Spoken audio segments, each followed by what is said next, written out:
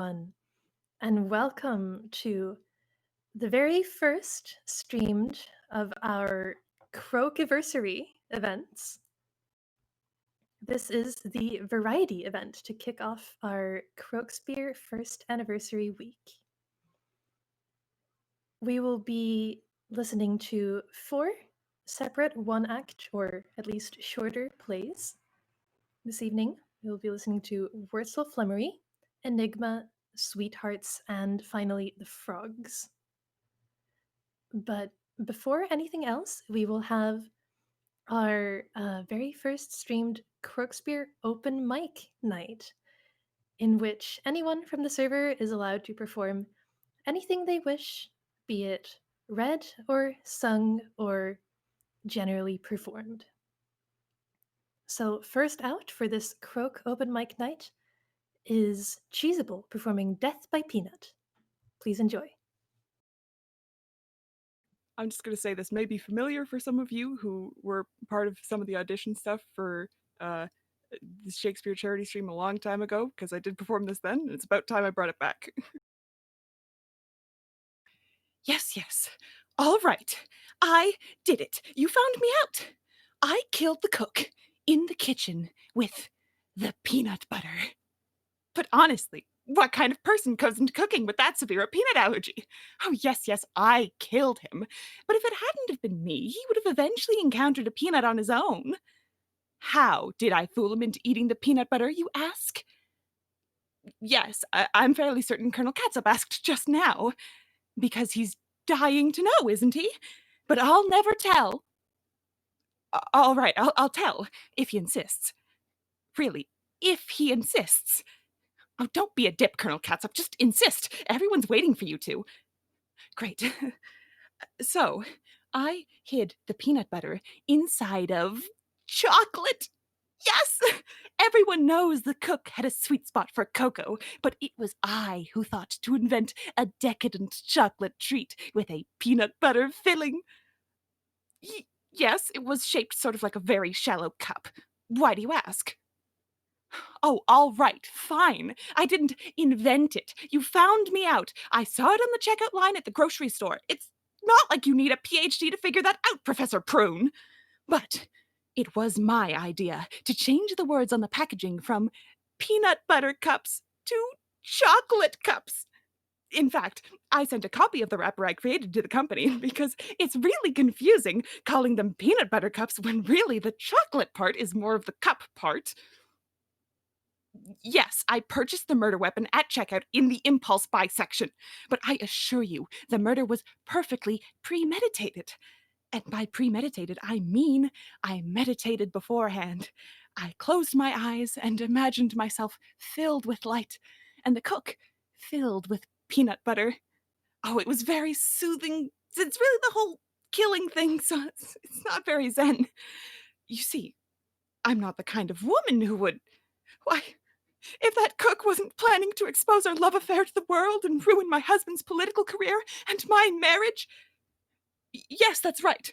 The cook was my lover, my paramour. Oh, don't look at me like that, Miss Flamingo. I know you've tasted his gentle consommes, lapped up his bisques, eaten his crabs, Florentine. So don't play innocent. Huh. He was a true artist in the kitchen, the kind of man who knows how to get into your pantry. I loved him, but it was only a short order affair for me, and he wanted a 16-course tasting menu. I kept metaphorically saying, check, please. But he wouldn't listen. No, he wouldn't bring the check. So I did what I had to do.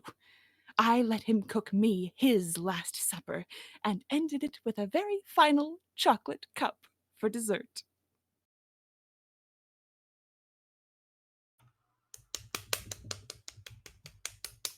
Woo! So much. Shit! Wow. That's clapping fear if you're Absolutely delightful. Thank you so much, Cheeseable. Now It was a we'll be- pleasure. Yes.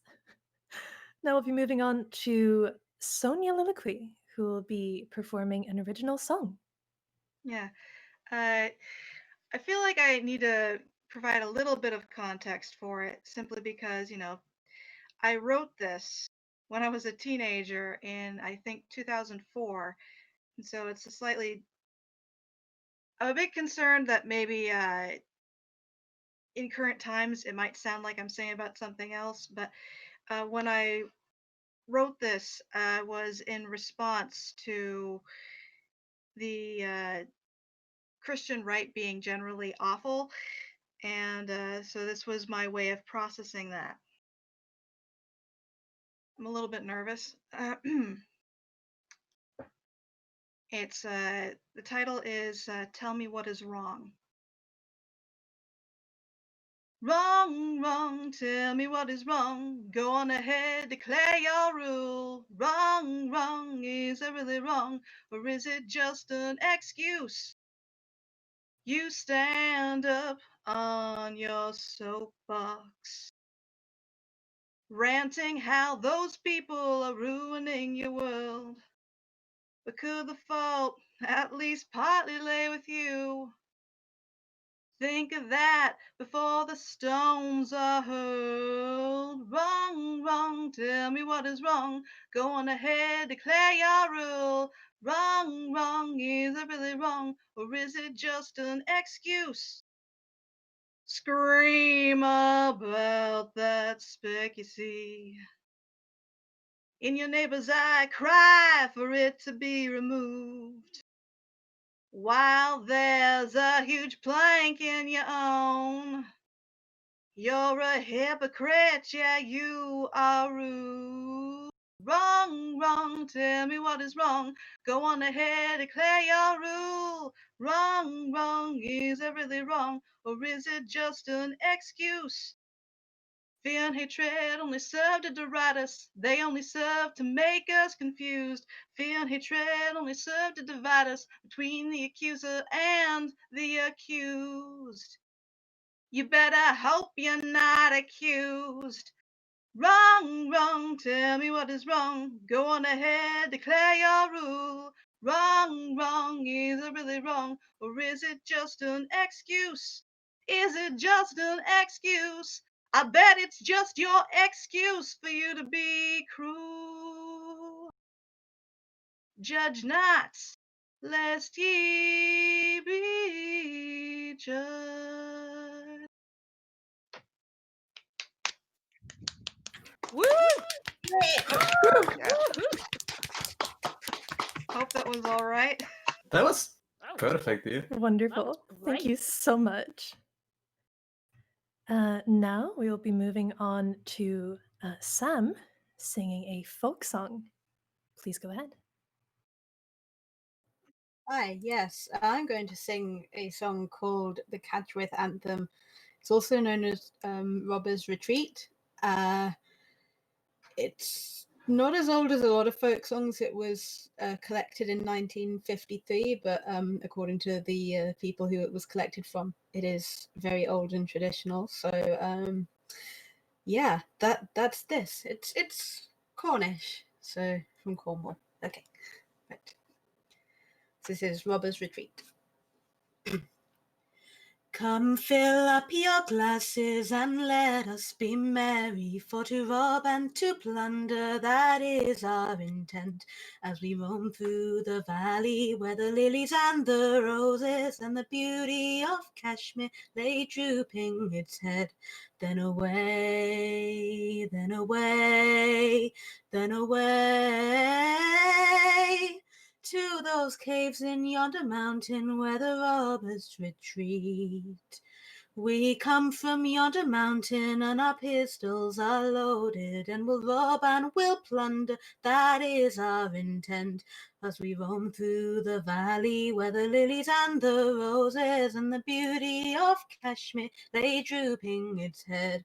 Then away, then away, then away, to those caves in yonder mountain where the robbers retreat. Hark, hark, in the distance there's footsteps approaching. Stand, stand and deliver, it is our watch cry. Take your gold and your silver, or your life if resisted. We'll scorn at your agony and laugh at your threats as we roam through the valley where the lilies and the roses and the beauty of Kashmir lay drooping its head. Then away, then away, then away to those caves in yonder mountain where the robbers retreat. So now we'll return to our wives and our children, expecting their fathers to come robbing this way. Come fill up your glasses and let us be merry, while the moonbeams are shining right over our bed, as we roam through the valley where the lilies and the roses and the beauty of Kashmir lay drooping its head. Then away, then away, then away to those caves in yonder mountain where the robbers retreat. Then away, then away, then away to those caves in yonder mountain where the robbers retreat.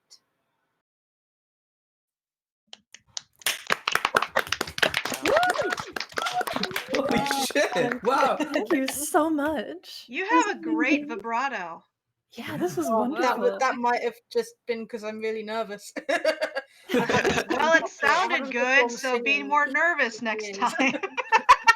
You did so great. That was. I'm in This was awe of lovely. everyone. It's just like, yeah. Now, as it is, I think, tradition for the MC of an open mic night to do at least something beyond MCing, I will be performing the poem A Nightmare with Gilbert's words from Gilbert and Sullivan's operetta Iolanthe. When you're lying awake with a dismal headache and repose is tabooed by anxiety, I conceive you may use any language you choose to indulge in without impropriety. For your brain is on fire, the bedclothes conspire of usual slumber to plunder you. First your counterpane goes and uncovers your toes, and your sheet slips demurely from under you. Then the blanketing tickles, you feel like mixed pickles, so terribly sharp is the pricking. And you're hot and you're cross and you tumble and toss, till there's nothing twixt you and the ticking. Then the bedclothes all creep to the ground in a heap, and you pick 'em all up in a tangle. Next your pillow resigns, and politely declines to remain at its usual angle. Well, you get some repose in the form of a doze, with hot eyeballs and head ever aching. But your slumbering teems with such horrible dreams that you'd very much better be waking. For you dream you are crossing the channel and tossing about in a steamer from Harwich, which is something between a large bathing machine and a very small second-class carriage. And you're giving a treat, penny ice and cold meat, to a party of friends and relations. They're a ravenous horde, and they all came on board at Sloane Square and South Kensington stations. And bound on that journey, you find your attorney, who started that morning from Devon. He's a bit undersized, and you don't feel surprised when he tells you he's only 11. Well, you're driving like mad with this singular lad, by the ship's now a four-wheeler, and you're playing around games, and he calls you bad names when you tell him that ties pay the dealer. But this you can't stand, so you throw up your hand and you find you're as cold as an icicle. In your shirt and your socks, the black silk with gold clocks, crossing Salisbury Plain on a bicycle. And he and the crew are on bicycles too, which they've somehow or other invested in. And he's telling the tars all the particulars of a company he's interested in. It's a scheme of devices to get at low prices all goods from cough mixtures to cables, which tickle the sailors, by treating retailers as though they were all vegetables. You get a good spadesman to plant a small tradesman for his take off his boots with a boot tree. And his legs will take root, and his fingers will shoot, and they'll blossom and bud like a fruit tree. From the greengrocer tree you get grapes and green pea, cauliflower, pineapple, and cranberries. While a pastry cook plant cherry brandy will grant, apple puffs, and 3 corners and banberries.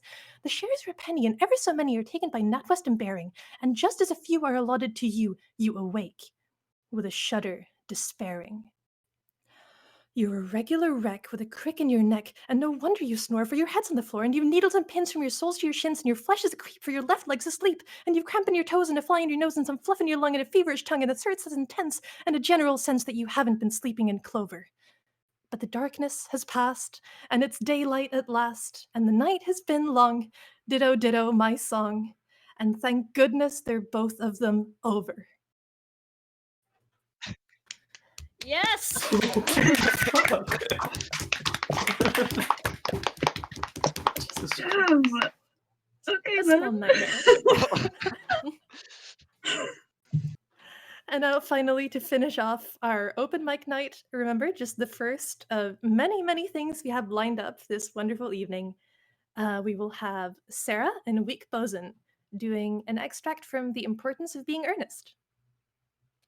So, what you need to know preceding this is that, yes, I'm telling Boson this specifically, but also the audience.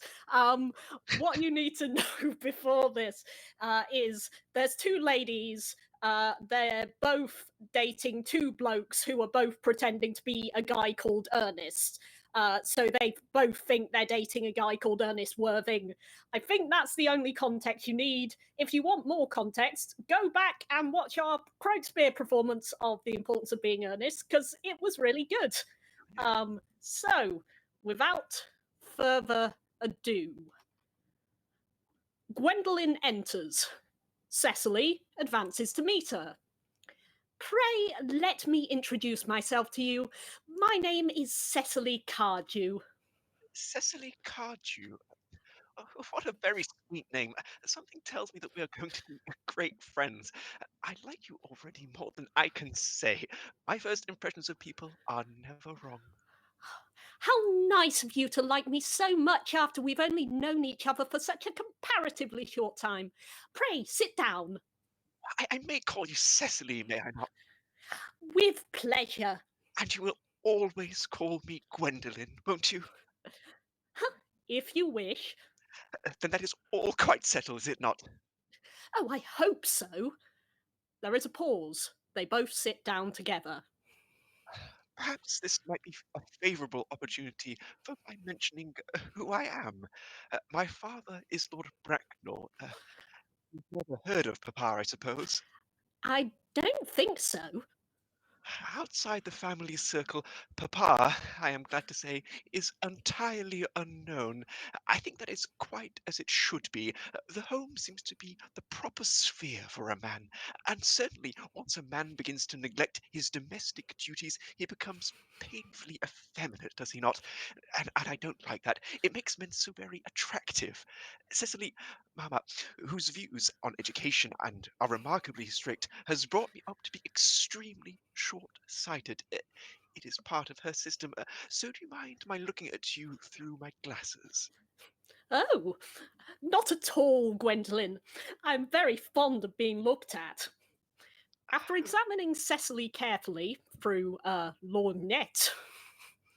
Ah, you are here on a short visit, I suppose? Oh, no, I live here. Really? Your mother, no doubt, or some female relative of advanced years resides here also. Oh, no, I have no mother, nor in fact any relations. Indeed. My dear guardian, with the assistance of Miss Prism, has the arduous task of looking after me. Your guardian? Yes, I'm Mr. Worthing's ward. Oh, it is strange he never mentioned to me that he had a ward. How secretive of him. He grows more interesting hourly. I am not sure, however, that the news inspires me with feelings of unmixed delight. I am very fond of you, Cecily. I have liked you ever since I met you. But I am bound to state that now I know who you are, that you are Mr. Worthing's ward, I cannot help expressing a wish you were, well, just a little older than you seem to be, and not quite so very alluring in appearance. In fact, if I may speak candidly. Pray do. I feel that whenever one has anything unpleasant to say, one should always be candid. Well, to speak with perfect candour, Cecily, I wish that you were a full 42, and more than usually plain for your age. Ernest has a strong, upright nature. He is the very soul of truth and honour. Disloyalty would be as impossible to him as deception. But even men of the noblest possible moral character are extremely susceptible to the influence of the physical charms of others. Modern, no less than ancient history, supplies us with many most painful examples of what I refer to. If it were not so, indeed, history would be quite unreadable. I beg your pardon, Gwendolyn. Did you say Ernest? Yes. Oh, but it is not Mr. Ernest Worthing who is my guardian. It is his brother, his elder brother. Oh, Ernest never mentioned he had a brother. Ah, I'm sorry to say that they have not been on good terms for a long time. Oh, that accounts for it. And now that I think of it, I have never heard any man mention his brother. The subject seems distasteful to most men. Cecily, you have lifted a load from my mind. I was growing anxious. Yeah, it would have been terrible if any cloud had come across a friendship like ours. Did it not? Of course, you are quite sure that it is not Mr. Ernest Worthing who is your guardian. Quite sure. In fact, I am going to be his. I beg your pardon? Dearest Gwendolyn, there is no reason why I should make a secret of it to you. Our little county newspaper is sure to chronicle the fact next week. Mr. Ernest Worthing and I are engaged to be married. My darling Cecily, I think there must be some slight error. Mr. Ernest Worthing is engaged to me. The announcement will appear in the Morning Post on Saturday at the latest. I am afraid you must be under some misconception. Ernest proposed to me exactly 10 minutes ago. And she shows Gwendolyn her diary. It certainly is very curious, for he asked me to be his wife yesterday afternoon at 5:30. If you would care to verify the incident, pray do so. And Gwendolyn produces a diary of her own. I never travel without my diary. One should always have something sensational to read in the train. I am so sorry, dear Cecily, if it is any disappointment to you, but I am afraid I have the prior claim. It would distress me more than I can tell you, dear Gwendolyn, if it caused you any mental or physical anguish, but I feel bound to point out that since Ernest proposed to you, he has clearly changed his mind. If the poor fellow has been entrapped into any foolish promise, I shall consider it my duty to rescue him at once and with a firm hand. Whatever unfortunate entanglement my dear boy may have got into, I will never reproach him with it after we are married. Do you allude to me, Miss Cardew, as an entanglement? You are presumptuous. On an occasion of this kind, it becomes more than a moral duty to speak one's mind. It becomes a pleasure. Do you suggest, Miss Fairfax, that I entrapped Ernest into an engagement? How dare you? This is no time for wearing the shallow mask of manners.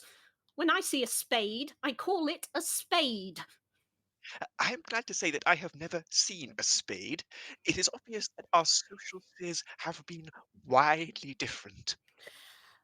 The butler Merriman enters, followed by the footman. He carries a salver, tablecloth, and plate stand. Cecily is about to retort.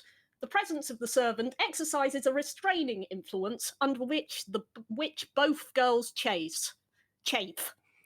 Shall I lay tea here as usual, miss? Yes, as usual. Merriman begins to clear the table and lay a cloth. A long pause. Cecily and Gwendolyn glare at each other. Are there many interesting walks in the vicinity, Miss Cardew? Oh, yes, a great many. From the top of one of the hills, quite close, one can see 5 counties. 5 counties. I don't think I should like that. I hate crowds. I suppose that is why you live in the town. Gwendolyn bites her lip and beats her foot nervously with her parasol. Well, quite a well-kept garden this is, Miss Cardew. I'm so glad you like it, Miss Fairfax. I had no idea there were any flowers in this country. Oh, flowers are as common here, Miss Fairfax, as people are in London. Personally, I cannot understand how anybody managed to exist in the country. If anybody who is, anybody does. The country always bores me to death. Ah, this is what the newspapers call agricultural depression, is it not? I believe the aristocracy is suffering very much from it just at present. It is almost an epidemic amongst them, I've been told. May I offer you some tea, Miss Fairfax? Oh, thank you. Detestable girl. But I require tea. Sugar? Oh, no, thank you. Sugar is not fashionable anymore. Cecily looks angrily at her, takes up the tongs and puts 4 lumps of sugar into the cup. Cake or bread and butter? Oh, bread and butter, please. Cake is rarely seen at the best houses nowadays. Cecily cuts a very large slice of cake and puts it on the tray. Hands that to Miss Fairfax. Merriman does so and goes out with the footman.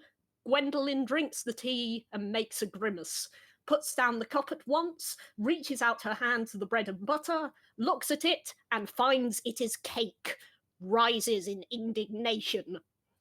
You have filled my tea with lumps of sugar, and though I asked most distinctly for bread and butter, you have given me cake. I am known for the gentleness of my disposition and the extraordinary sweetness of my nature, but I warn you, Miss Cardew, you may go too far. To save my poor, innocent, trusting boy from the machinations of any other girl, there is no lengths to which I would not go. The moment I saw you, I distrusted you. I felt that you are false and deceitful. I am never deceived in such matters. My first impressions of people are invariably right. It seems to me, Miss Fairfax, that I am trespassing on your valuable time. No doubt you have many other calls of a similar character to make in the neighbourhood. The end. Nothing there. That was great. Wow, This was lovely. amazing. Oh my god. That was very good, yeah. It's Thank you so so funny how much. like the way you read like they sound like they're about to date at the beginning. Yeah. Yes. Oh, thank you so much. This was the end of our wonderful, wonderful open mic. Hopefully, the first of many. Thank you so much to everyone who participated and to everyone who listened. But we've got more Crokespear action to come, so stay tuned. We'll be taking a quick 5-minute interval just to compose ourselves. And then after that, we will be listening to the one-act play Enigma by Floyd Dell. So hang tight, go and grab some water, get refreshed, and we'll see you back here in 5 minutes. Yes!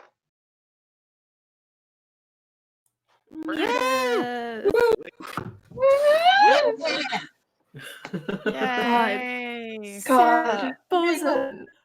Holy shit. Ah! That was fun. Wait. Not with Are it? we not Wait, muted? is it? Oh, yeah, we're not muted. Oh. Oh no. No.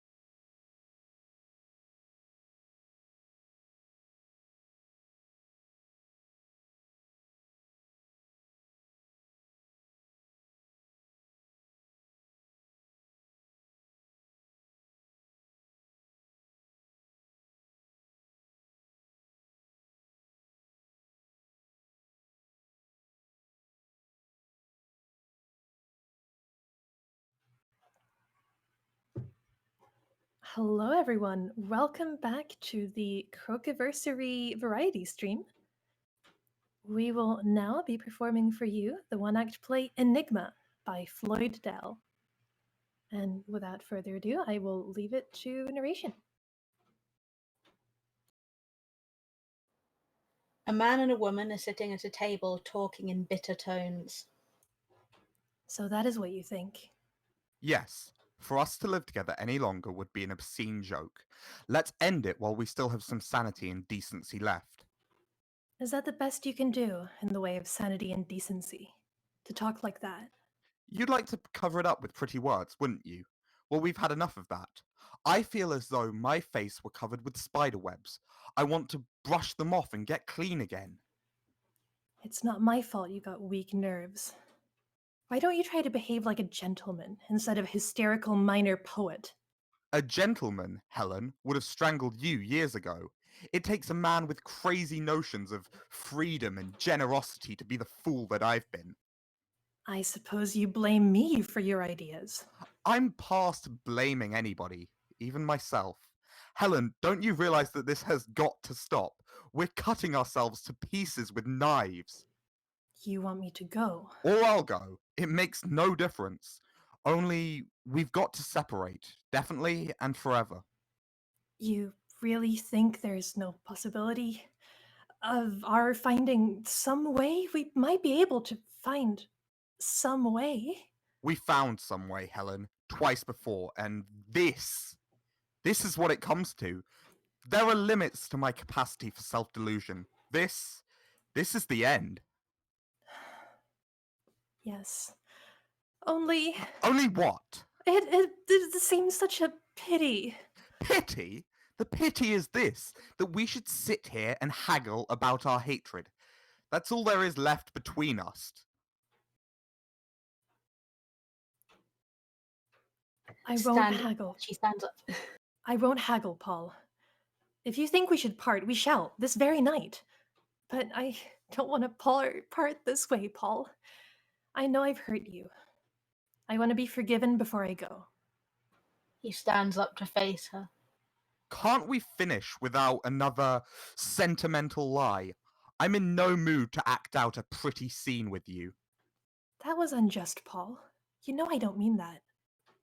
What I want is to make you understand so you won't hate me. More explanations. I thought we had both gotten tired of them. I used to think it was possible to heal a wound by words, but we ought to know better. They're like acid in it. Please don't, Paul. This is the last time we shall ever hurt each other. Won't you listen to me? Go on. He sits down wearily. I know you hate me. You have a right to. And not just because I was faithless, but because I was cruel. I don't want to excuse myself, but I didn't know what I was doing. I didn't realize I was hurting you. We've gone over that 1,000 times. Yes, I've said that before, and you've answered me that that excuse might hold for the first time, but not for the second and the third.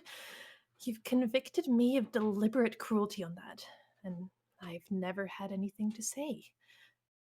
I couldn't say anything because the truth was too preposterous. It wasn't any use telling it before. But now I want you to know the real reason. Oh, a new reason, eh? Something I've never confessed to you. Yes, it is true that I was cruel to you deliberately. I did want to hurt you. And do you know why? I wanted to shatter that Olympian serenity of yours. You were too strong, too self-confident. You had the air of a being that nothing could hurt. You were like a god. That was a very long time ago. Was I ever Olympian? I'd forgotten it. You succeeded very well. You shattered it in me. You are still Olympian, and I still hate you for it. I wish I could make you suffer now, but I have lost my power to do that. Aren't you contented with what you have done? It seems to me that I have suffered enough recently to satisfy even your ambitions. No, or you couldn't talk like that. You sit there, making phrases. Oh, I have hurt you a little, but you will recover. You always recovered quickly. You are not human. If you were human, you would remember that we once were happy and be a little sorry that all that is over, but you can't be sorry. You have made up your mind and can think of nothing but that. That's an interesting and novel explanation. I wonder if I can't make you understand. Paul, do you remember when we fell in love? I suppose something of that sort must have happened to us. No, it happened to me. It didn't happen to you. You made up your mind and walked in with the air of a god on a holiday. It was I who fell.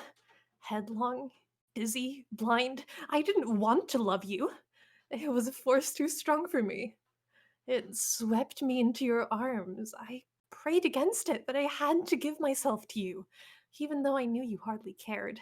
I had to, for my heart was no longer in my own breast. It was in your hands to do what you liked with. You could have thrown it in the dust. This is all very romantic and exciting, but tell me, did I throw it in the dust? It pleased you not to. You put it in your pocket. But don't you realize what it is to feel that another person has absolute power over you? No, for you've never felt that way. You've never been utterly dependent on another person for happiness. I was utterly dependent on you. It humiliated me, angered me. I rebelled against it, but it was no use. You see, my dear, I was in love with you. And you were free, and your heart was your own, and nobody could hurt you. Very fine, only it was never true as soon as you found out. And when I found it out, I could hardly believe it. It wasn't possible. Why, you had said 1,000 times that you would not be jealous if I were in love with someone else too. It was you who put the idea in my head. It seemed a part of your superhumanness. I did talk that way, but I wasn't a superman. I was but a damned fool. And Paul, when I first realized that it might be hurting you, that you were human after all, I stopped. You know I stopped. Yeah, you did. That time. Can't you understand? I stopped because I thought you were a person like myself, suffering like myself. It wasn't easy to stop. It tore me to pieces. But I suffered rather than let you suffer. But when I saw you recover your serenity in a day, while the love that I had struck down in my heart for your sake cried out in a death agony for months, I felt again that you were superior, inhuman, and I hated you for it. Did I deceive you so well as that? And when the next time came, I wanted to see if it was real, this godlike serenity of yours. I wanted to tear off the mask. I wanted to see you suffer as I had suffered. And that is why I was cruel to you the second time. And the third time? What about that? Bursts into tears and sinks to the floor with her head on the chair, sheltered by her arms. Then she looks up. I can't talk about that. I can't. It's too near. Oh, I beg your pardon. I don't wish to show an unseemly curiosity about your private affairs. If you were human, you would know that there is a difference between one's last love and all that have gone before. I can talk about the others, but this one still hurts. I see. Should we the chance to meet again next year, you'll tell me about it then. The joys of new love will have healed the pains of old. There will be no more joy or pain of love for me. You do not believe that. But the part of me which loves is dead. Do you think I have come through all this unhurt? No, I cannot hope anymore. I cannot believe. There is nothing left for me. All I have left is regret for the happiness that you and I have spoiled between us. Oh, Paul, Why did you ever teach me your Olympian philosophy? Why did you make me think that we were gods and could do whatever we chose? If we had realized that we were only weak human beings, we might have saved our happiness. We, we tried to reckon with facts. I cannot blame myself for that. The facts of human nature. People do have love affairs within love affairs. I wasn't unfaithful to you. But you had the decency to be dishonest about it. You did not tell me the truth in spite of all your theories. I might never have found out. You knew better than to shake my belief in our love. But I trusted your philosophy and flaunted my lovers before you. I never realized. Tread lightly, dear. You are contradicting yourself. I know I am. I don't care. I no longer know what the truth is. I only know that I am filled with remorse for what has happened. Why did it happen? Why did we let it happen? Why didn't you stop me? I want it back. But Helen... Yes, our old happiness. Don't you remember, Paul? How beautiful everything was? She covers her face with her hands and then looks up again. Give it back to me, Paul. Do you really believe, Helen? I know we can be happy again. It was all ours, and we must have it once more, just as it was. She holds out her hands. Paul. Paul! Oh, let me think! Oh, you're thinking. I know. Think, then. Think of all the times I've been cruel to you. Think of my wantonness, my wickedness. Not of my poor, tormented attempts at happiness. My lovers, yes. Think hard and save yourself from any more discomfort. But no. You're in no danger. What does that mean? You haven't believed what I've been saying all this while, have you? Almost. Then don't. I've been lying. Again? Again, yes. I suspected it. Oh, wise man. You don't love me, then? Why should I? Do you want me to? I make no demands upon you. You know that. You can get along without me. Why not? Good.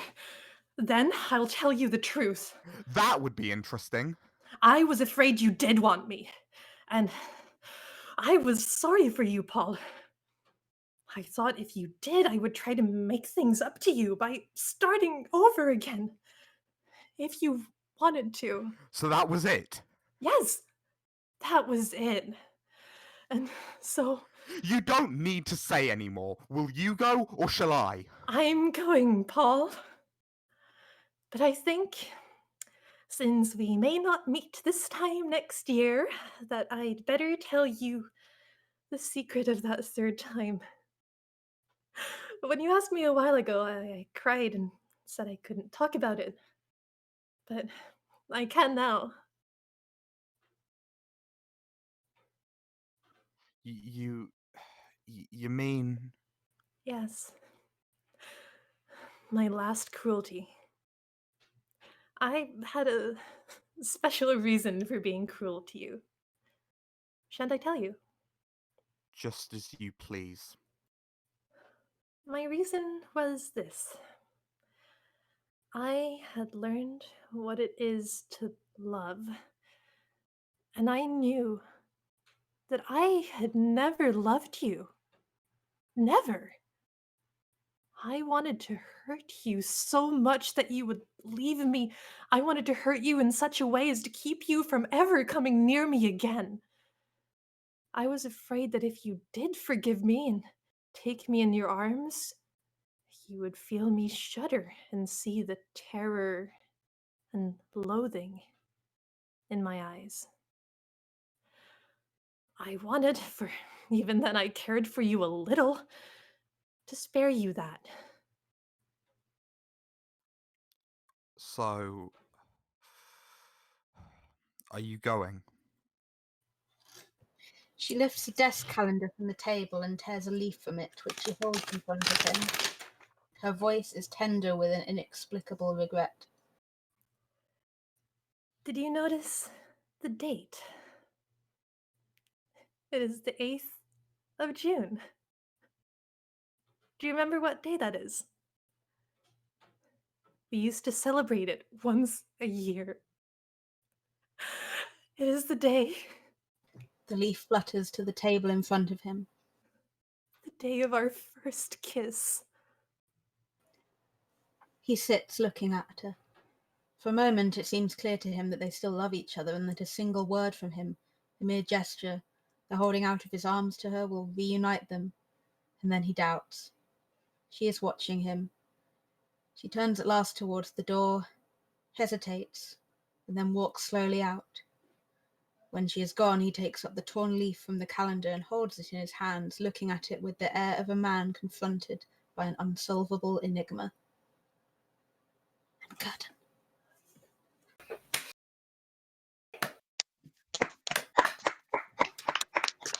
Yeah!